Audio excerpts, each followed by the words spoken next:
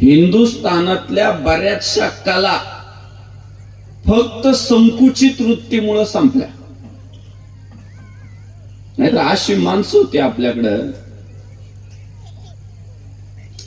आरोग्यशास्त्र असू द्या, अध्यात्म असू द्या, विज्ञान असू द्या, भूगोल असू द्या,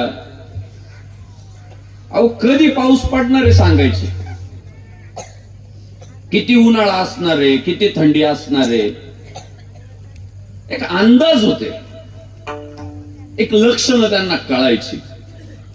पण फक्त एक अडचण होती, ना पोराला सांगितली ती कला, ना सुनाला सांगितली, ना नातवाला सांगितली, ना गावकऱ्यांना सांगितली. मेलान कला घेऊन गेला.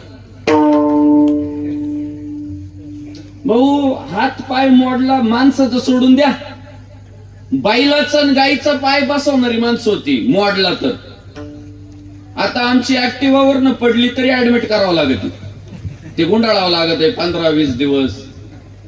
नाही ती फ्रॅक्चर झाली, त्याच्या MRI करावा लागतो, एक्सरे करावा लागतो. ज्ञान दिलं न वाढत. तुम्ही पहा